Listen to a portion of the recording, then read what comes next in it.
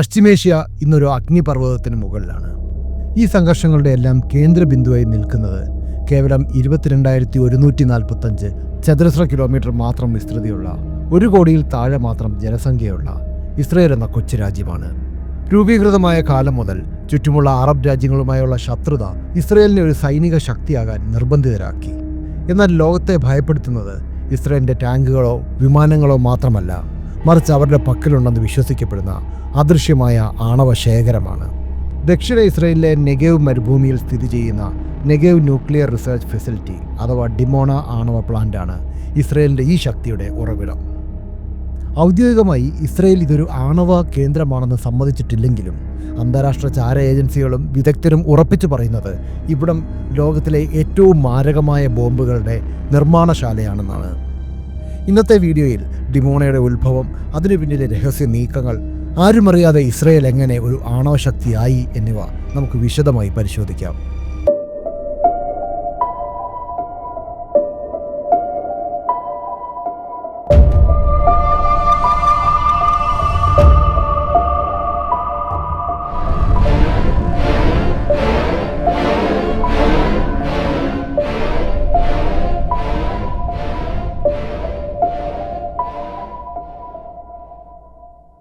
എന്തുകൊണ്ട് ഇസ്രയേൽ ആണവ സ്വപ്നം കണ്ടു?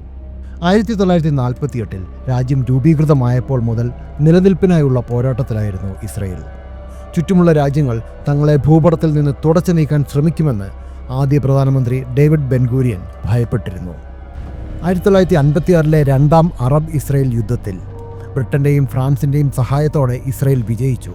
എന്നാൽ അമേരിക്കയുടെയും സോവിയറ്റ് യൂണിയൻ്റെയും സമ്മർദ്ദത്തെ തുടർന്ന് പിടിച്ചെടുത്ത സിനായ് ഉപദ്വീപ് അവർക്ക് വിട്ടു നൽകേണ്ടി വന്നു. ഇത് ഇസ്രയേലിനൊരു പാഠമായിരുന്നു. വലിയ ശക്തികളുടെ സഹായമില്ലാതെ സ്വന്തം നിലനിൽപ്പ് ഉറപ്പാക്കാൻ ഒരു അന്തിമ ആയുധം വേണം. അതേസമയം Egyptian president Gamal Abdul Nasser തൻ്റെ സൈന്യത്തെ അതിവേഗം നവീകരിച്ചുകൊണ്ടിരുന്നു. 1957 സോവിയറ്റ് യൂണിയൻ്റെ സഹായത്തോടെ ഈജിപ്റ്റ് ഒരു ഗവേഷണ റിയാക്ടർ വാങ്ങാൻ തീരുമാനിച്ചത് ഇസ്രയേലിനെ ഞെട്ടിച്ചു. ശത്രുരാജ്യം ആണവ സാങ്കേതികവിദ്യ കൈക്കലാക്കിയാൽ തങ്ങളുടെ നാശം ഉറപ്പാണെന്ന് ബെൻഗൂരിയൻ തിരിച്ചറിഞ്ഞു. 1957 സെപ്റ്റംബറിൽ ബെൻഗൂരിയൻ തൻ്റെ മന്ത്രിസഭയിൽ ഈ വിഷയം അവതരിപ്പിച്ചു. ഇസ്രയേലിന് ഒരു ഇൻഷുറൻസ് പോളിസി വേണം എന്നതായിരുന്നു അദ്ദേഹത്തിൻ്റെ നിലപാട്. ഇതിനായി ലോകമെമ്പാടുമുള്ള ജൂത പ്രമുഖരിൽ നിന്നും സമ്പന്നരിൽ നിന്നും അദ്ദേഹം രഹസ്യമായി ഫണ്ട് ശേഖരിച്ചു. കേവലം 3 മാസത്തിനുള്ളിൽ $40 മില്യൺ സമാഹരിക്കാൻ അദ്ദേഹത്തിന് കഴിഞ്ഞു. ഫ്രാൻസുമായുള്ള രഹസ്യ കരാറും ഡിമോണയുടെ ഉദയവും. 1956 സൂയിസ് കനാൽ പ്രതിസന്ധി ഒഴിഞ്ഞുപോയെങ്കിലും ഇസ്രയേലിൻ്റെ ആകാശം അപ്പോഴും മേഘാവൃതമായിരുന്നു. ഈജിപ്ഷ്യൻ പ്രസിഡന്റ് ഗമാൽ അബ്ദുൽ നാസറിൻ്റെ സിംഹഗർജനം തെക്കുനിന്ന് കേൾക്കാമായിരുന്നു. സിനായ് ഉപദ്വീപ് തിരിച്ചു കൊടുക്കേണ്ടി വന്നതിൻ്റെ അപമാനം ഇസ്രയേലിൻ്റെ നിലനിൽപ്പിന് മേൽ തൂങ്ങുന്ന വാളായി മാറി. ബെൻഗൂരിയന് അറിയാമായിരുന്നു, പരമ്പരാഗത ആയുധങ്ങൾ കൊണ്ട് മാത്രം ഈ കൊച്ചു രാജ്യത്തെ എന്നേക്കുമായി സംരക്ഷിക്കാനാവില്ല. അവർക്ക് വേണ്ടത് ഒരു അന്തിമ ആയുധമായിരുന്നു. പക്ഷേ എവിടെ നിന്ന്, ആര് സഹായിക്കും? അമേരിക്ക കൈമലർത്തി, ബ്രിട്ടൻ മടിച്ചു നിന്നു. ലോകം മുഴുവൻ ഇസ്രയേലിനെ ഒറ്റപ്പെടുത്താൻ നോക്കുമ്പോൾ അപ്രതീക്ഷിതമായി ഒരു വാതിൽ തുറന്നു. അത് പാരീസിൽ നിന്നായിരുന്നു. ഫ്രാൻസിനും അപ്പോൾ ശത്രുക്കൾ കുറവായിരുന്നില്ല. അൾജീരിയയിലെ വിപ്ലവകാരികൾക്ക് നാസർ നൽകുന്ന പിന്തുണ ഫ്രാൻസിനെ ചൊടിപ്പിച്ചിരുന്നു. ശത്രുവിൻ്റെ ശത്രു മിത്രം എന്ന തത്വം ഇവിടെ പ്രയോഗിക്കപ്പെട്ടു. 1956 ഒക്ടോബർ പാരീസിന് പുറത്തുള്ള സെബ്രെ എന്ന സ്ഥലത്തെ ഒരു സ്വകാര്യ വില്ലയിൽ അതീവ രഹസ്യമായ ഒരു കൂടിക്കാഴ്ച നടന്നു. ഇസ്രയേൽ, ഫ്രാൻസ്, ബ്രിട്ടൻ എന്നീ രാജ്യങ്ങളിലെ ഉന്നത നേതാക്കൾ പങ്കെടുത്ത ഈ യോഗത്തിലാണ് പ്രോട്ടോകോൾ ഓഫ് സെബ്രെ ഒപ്പുവെക്കപ്പെട്ടത്. ഈ കരാറിൻ്റെ പരസ്യമായ ലക്ഷ്യം സൂയിസ് കനാൽ തിരിച്ചുപിടിക്കുക എന്നതായിരുന്നു. എന്നാൽ ഇതിൻ്റെ മറവിൽ ഇസ്രയേലിന് മാത്രം അറിയാവുന്ന മറ്റൊരു അനുബന്ധ കരാർ കൂടി ഉണ്ടായിരുന്നു. ഫ്രാൻസ് ഇസ്രയേലിന് ഒരു ന്യൂക്ലിയർ റിയാക്ടറും അതിനുവേണ്ട സാങ്കേതിക വിദ്യയും പ്ലൂട്ടോണിയം വേർതിരിക്കാനുള്ള പ്ലാന്റും നൽകും. ഇതൊരു സാധാരണ കരാറായിരുന്നില്ല.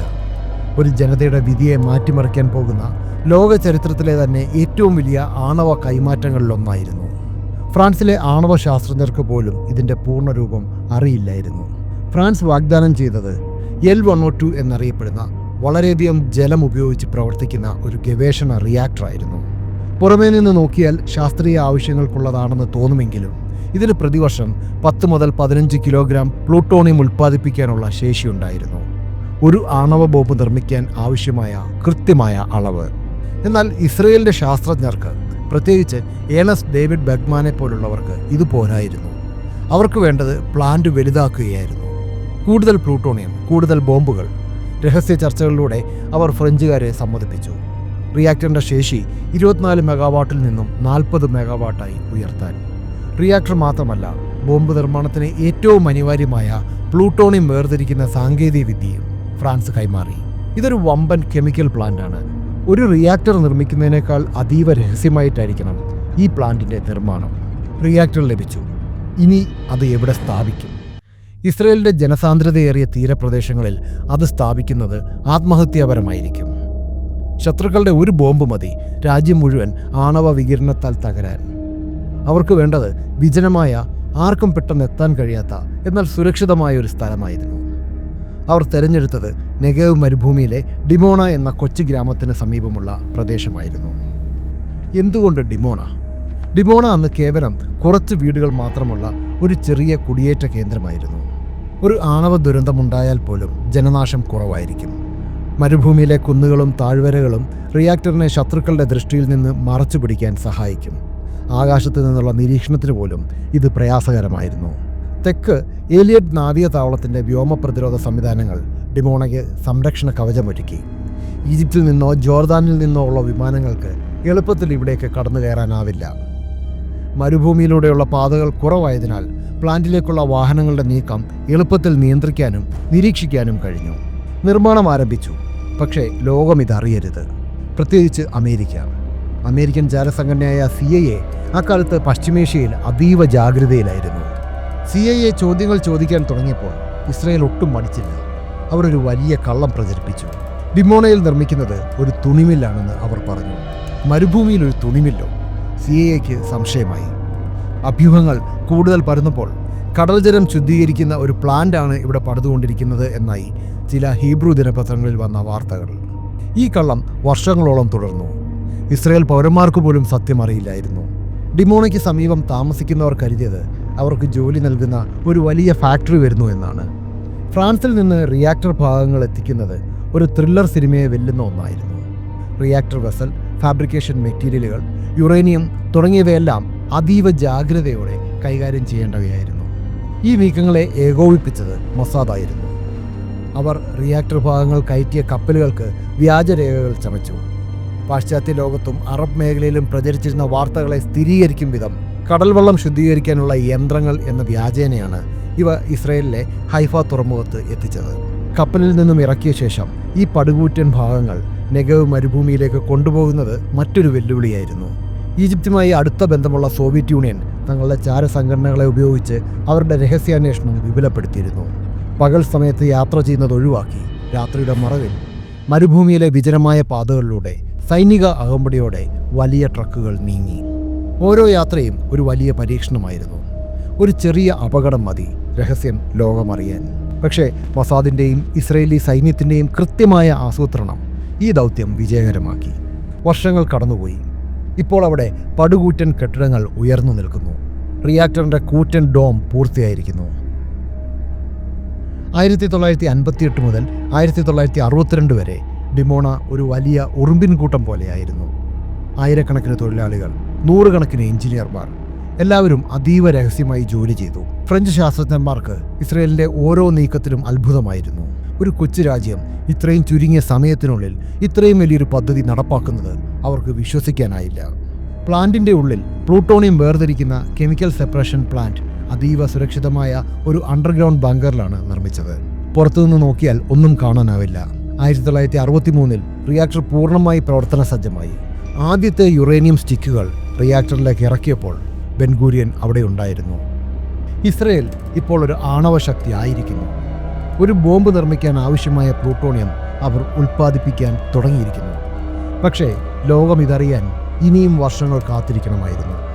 ഡിമോണയുടെ ജനനം ഇസ്രയേലിൻ്റെ ചരിത്രത്തിലെ ഏറ്റവും ഉദ്വേഗജനകമായ അധ്യായങ്ങളിലൊന്നാണ്. ഒരു ജനതയുടെ നിലനിൽപ്പിനായുള്ള ദാഹവും ഒരു നേതാവിൻ്റെ ദീർഘവീക്ഷണവും ഒരു ചാരസംഘടനയുടെ അവിശ്വസനീയമായ ആസൂത്രണവും ഒത്തുചേർന്നപ്പോൾ മരുഭൂമിയിൽ ഒരു ആണവ അത്ഭുതം പിറന്നു. പക്ഷേ ഈ രഹസ്യം എന്നേക്കുമായി ഒളിച്ചുവെക്കാൻ ഇസ്രയേലിനായില്ല. 1986 മോർഡെക്കായി വാനിനു എന്ന ഒരു ടെക്നീഷ്യൻ ഈ രഹസ്യം ലോകത്തോട് വിളിച്ചു പറഞ്ഞു. അതൊരു പുതിയ കഥയുടെ തുടക്കമായിരുന്നു. പതിറ്റാണ്ടുകളോളം ഇസ്രയേൽ കാത്തു സൂക്ഷിച്ച ആ തുണിമിൽ രഹസ്യം 1986 ലോകത്തിനു മുന്നിൽ തകർന്നു വീണു. തങ്ങൾ വെറുമൊരു ആണവ രാജ്യമല്ല, മറിച്ച് ലോകത്തിലെ 6ാമത്തെ വലിയ ആണവ ശക്തിയാണെന്ന് വാനിനുവിൻ്റെ വെളിപ്പെടുത്തലുകൾ തെളിയിച്ചു. ഇസ്രയേലിൻ്റെ പക്കൽ 100നും 200നും ഇടയിൽ ആണവ പോർമുനകൾ ഉണ്ടെന്ന വാർത്ത പശ്ചിമേഷ്യയെ നടുക്കി. രഹസ്യം ചോർത്തിയ വാനിനുവിനെ വിടാൻ ഇസ്രയേൽ തയ്യാറല്ലായിരുന്നു.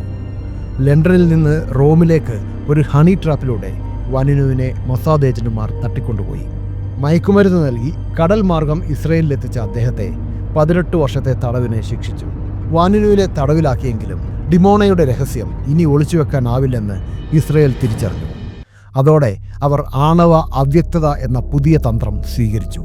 ഞങ്ങളുടെ പക്കൽ ബോംബുണ്ടെന്ന് ഞങ്ങൾ പറയില്ല, ഇല്ലെന്നും പറയില്ല. ഇന്ന് ഡിമോണ കേവലം ഒരു ഗവേഷണ കേന്ദ്രമല്ല, അത് ഇസ്രയേലിൻ്റെ അന്ത്യദിന ആയുധപ്പുരയാണ്. 2024ലെയും 2025ലെയും സംഘർഷങ്ങളിൽ ഇറാൻ്റെയും ഹിസ്ബുള്ളയുടെയും പ്രധാന ലക്ഷ്യം ഡിമോണയായിരുന്നു. എന്നാൽ ലോകത്തിലെ ഏറ്റവും ശക്തമായ വ്യോമ പ്രതിരോധ സംവിധാനമാണ് ഈ പ്ലാന്റിന് ചുറ്റുമുള്ളത്. ഇറാൻ്റെ പുതിയ ഫത്ത മിസൈലുകൾ ഡിമോണയെ ലക്ഷ്യം വയ്ക്കും എന്നതിനാൽ ഇതിനെ പ്രതിരോധിക്കാൻ ആരോ 3 ലേസർ ഡിഫൻസ് എന്നിവ ഇസ്രയേൽ വിന്യസിച്ചു കഴിഞ്ഞു. 2025-ൽ ഡിമോണയുടെ കമ്പ്യൂട്ടർ ശൃംഖലയ്ക്ക് നേരെ നടന്ന വമ്പൻ സൈബർ ആക്രമണത്തെ ഇസ്രയേലിൻ്റെ യൂണിറ്റ് 8200 പരാജയപ്പെടുത്തി. ഡിമോണയെ തകർക്കാൻ ബോംബുകൾ മാത്രമല്ല, വൈറസുകളും ഉപയോഗിക്കപ്പെടുന്നു. ഡിമോണയിലെ ആ പടുകൂറ്റൻ കോൺക്രീറ്റ് മതിലുകൾക്കുള്ളിൽ ഇസ്രയേൽ ഒളിപ്പിച്ചു വെച്ചിരിക്കുന്നത് ലോകം ഇതുവരെ കണ്ടിട്ടില്ലാത്ത നിഗൂഢതകളാണ്. ഈ പ്ലാനിനെക്കുറിച്ച് പുറം ലോകം ഇന്നും ചർച്ച ചെയ്യുന്ന ചില ഞെട്ടിക്കുന്ന വസ്തുതകളിലൂടെ നമുക്കൊന്ന് കണ്ണോടിക്കാം. നെഗേവ് മരുഭൂമിയിലെ ഈ താവളത്തിന് ഇസ്രയേലി ശാസ്ത്രജ്ഞർക്കിടയിൽ ഒരു രഹസ്യ പേരുണ്ട്, ലിറ്റിൽ പാരീസ്. ഡിമോണയുടെ തുടക്കകാലത്ത് അവിടെ 100 കണക്കിന് ഫ്രഞ്ച് എഞ്ചിനീയർമാരും ശാസ്ത്രജ്ഞരും തമ്പടിച്ചിരുന്നു. അവർക്ക് താമസിക്കാൻ ഫ്രഞ്ച് ശൈലിയിലുള്ള വീടുകളും ഭക്ഷണശാലകളും വരെ അവിടെ ഒരുക്കിയിരുന്നു. പ്ലാന്റിനുള്ളിൽ ഫ്രഞ്ച് ഭാഷയിലുള്ള സൈൻ ബോർഡുകളും പാരീസിലെ തെരുവുകളെ അനുസ്മരിപ്പിക്കുന്ന ലാബുകളും ഉള്ളതുകൊണ്ടാണ് ശാസ്ത്രലോകം ഇന്നും ഇതിനെ ആ പേരിൽ വിശേഷിപ്പിക്കുന്നത്. പക്ഷേ ആ ചെറിയ പാരീസിൽ വിരിഞ്ഞത് പ്രണയമായിരുന്നില്ല, മറിച്ച് ലോകത്തെ വിറപ്പിക്കാൻ ശേഷിയുള്ള ആണവ ബോംബുകളായിരുന്നു. എന്നാൽ ഇന്ന് ലോകത്തെ ഏറ്റവും കൂടുതൽ ആശങ്കപ്പെടുത്തുന്നത് ഡിമോണയുടെ പഴക്കമാണ്. 1963-ൽ പ്രവർത്തനം ആരംഭിച്ച ഈ റിയാക്ടറിന് ഇപ്പോൾ 60 വർഷത്തിലേറെ പ്രായമായിരിക്കുന്നു. സാധാരണഗതിയിൽ ഒരു ആണവ റിയാക്ടറിൻ്റെ സുരക്ഷിതമായ ആയുസ് 40 വർഷമാണ്. ലോകത്ത് ഇന്നും പ്രവർത്തിച്ചുകൊണ്ടിരിക്കുന്ന ഏറ്റവും പഴക്കം ചെന്ന റിയാക്ടറുകളിലൊന്നാണിത്. കാലപ്പഴക്കം മൂലം ഇതിൻ്റെ കോൺക്രീറ്റ് ഭിത്തികളിൽ വിള്ളലുകൾ വീണിട്ടുണ്ടെന്നും മാരകമായ റേഡിയേഷൻ ചോരാൻ സാധ്യതയുണ്ടെന്നും അന്താരാഷ്ട്ര ആണവ ഏജൻസികൾ ഭയപ്പെടുന്നു. ഈ ആണവ ടൈം ബോംബ് എപ്പോൾ വേണമെങ്കിലും പൊട്ടിത്തെറിച്ചേക്കാമെന്ന സത്യം ഇസ്രയേൽ അതീവ രഹസ്യമായി വെച്ചിരിക്കുകയാണ്. ഈ ആശങ്കകൾ കേവലം പരിസ്ഥിതിയുമായി മാത്രമല്ല ബന്ധപ്പെട്ടിരിക്കുന്നത്. ഇസ്രയേലുമായി സമാധാന കരാറിൽ ഒപ്പിട്ട ഈജിപ്തും ജോർദാനും പോലും ഡിമോണയെ പേടിയോടെയാണ് നോക്കിക്കാണുന്നത്. കാരണം അവിടെ കുമിഞ്ഞുകൂടിയിരിക്കുന്ന പ്ലൂട്ടോണിയം ശേഖരം അത്രമേൽ ഭയാനകമാണ്. ഏകദേശം 90 മുതൽ 400 വരെ ആണവ ബോംബുകൾ നിർമ്മിക്കാൻ ആവശ്യമായ പ്ലൂട്ടോണിയം ഡിമോണയിലെ രഹസ്യ അറകളിൽ ഉണ്ടെന്നാണ് കണക്കാക്കപ്പെടുന്നത്.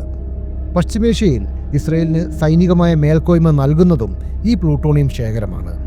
ശത്രുക്കളുടെ ഏത് ആക്രമണത്തെയും നിമിഷങ്ങൾക്കുള്ളിൽ ചാരമാക്കാൻ തക്ക ശക്തി ഡിമോണയിൽ ഇസ്രയേൽ സമാഹരിച്ചു വെച്ചിട്ടുണ്ട് എന്നതാണ് ഈ പ്രദേശത്തെ രാഷ്ട്രങ്ങളെ ഇന്നും ഉറക്കമില്ലാത്ത രാത്രികളിലേക്ക് നയിക്കുന്നത്. പശ്ചിമേഷ്യയിലെ ഭൗമരാഷ്ട്രീയം മുമ്പത്തേക്കാളും സങ്കീർണമായിരിക്കുന്നു. ഈ സാഹചര്യത്തിൽ ഡിമോണ വെറുമൊരു പഴയ ആണവ നിലയമല്ല, മറിച്ച് ഇസ്രയേലിൻ്റെ നിലനിൽപ്പിൻ്റെ നട്ടെല്ലാണ്. ഇറാൻ്റെയും ഹിസ്ബുള്ളയുടെയും പക്കലുള്ള അത്യാധുനിക ഡ്രോണുകളും മിസൈലുകളും ഇന്ന് ഡിമോണയെ ലക്ഷ്യം വയ്ക്കുന്നുണ്ടെങ്കിലും ഇസ്രയേൽ ഈ മരുഭൂമിക്ക് ചുറ്റും തീർത്ത പ്രതിരോധ കവചം അപ്രീത്യമാണ്. സെക്കൻഡുകൾക്കുള്ളിൽ ശത്രു മിസൈലുകളെ ചാരമാക്കാൻ ശേഷിയുള്ള സാങ്കേതിക വിദ്യ ഡിമോണയെ ഒരു കോട്ടയായി മാറ്റിയിരിക്കുന്നു. എന്നാൽ ഇതിലും ഭയാനകമായ മറ്റൊരു സത്യം നിലനിൽക്കുന്നുണ്ട്. ഇസ്രയേൽ തങ്ങളുടെ 3ാം തലമുറ ആണവായുധങ്ങൾ, അതായത് കൂടുതൽ പ്രഹരശേഷിയുള്ളതും എന്നാൽ വികിരണം കുറഞ്ഞതുമായ ബോംബുകൾ ഇവിടെ വികസിപ്പിച്ചു കഴിഞ്ഞുവെന്നാണ് അന്താരാഷ്ട്ര രഹസ്യാന്വേഷണ വിഭാഗങ്ങൾ സൂചിപ്പിക്കുന്നത്. ഡിമോണയുടെ കഥ അവസാനിക്കുന്നില്ല.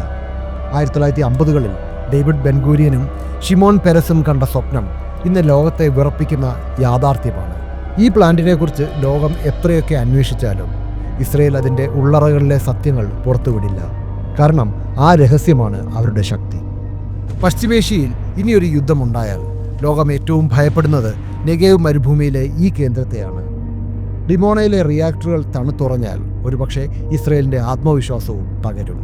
അതുകൊണ്ട് തന്നെ സ്വന്തം ജീവൻ നൽകിയും ഇസ്രയേൽ ഈ ആണവ കലവറയെ സംരക്ഷിക്കും. ദിമോണ വെറും ഒരു കെട്ടിടമല്ല, അത് ഇസ്രയേലിൻ്റെ ആത്മവിശ്വാസമാണ്. ഒരിക്കൽ കൂടി ഞങ്ങൾ ഇല്ലാതാക്കപ്പെടില്ല, നെവർ അഗെയിൻ എന്ന ജൂതജനതയുടെ ശപഥത്തിൻ്റെ പ്രതീകമാണ്. ശത്രുക്കൾ ഭയക്കുന്നതും ലോകം ഉറ്റുനോക്കുന്നതും ഈ മരുഭൂമിയിലെ നിഗൂഢതയിലേക്കാണ്. ഈ വീഡിയോയിലൂടെ നമ്മൾ കണ്ടത് പശ്ചിമേഷ്യയുടെ വിധി നിർണ്ണയിക്കുന്ന ഒരു അദൃശ്യ ശക്തിയുടെ കഥയാണ്. ഇസ്രയേലിൻ്റെ ഈ ആണവ രഹസ്യം പശ്ചിമേഷ്യയിൽ സമാധാനമാണോ അതോ യുദ്ധമാണോ കൊണ്ടുവരുന്നത്? നിങ്ങളുടെ അഭിപ്രായങ്ങൾ താഴെ കമൻറ്റ് ചെയ്യുക. ഇതുപോലുള്ള കൂടുതൽ ചരിത്രപരമായ വീഡിയോകൾക്കായി ചാനൽ സബ്സ്ക്രൈബ് ചെയ്യുക.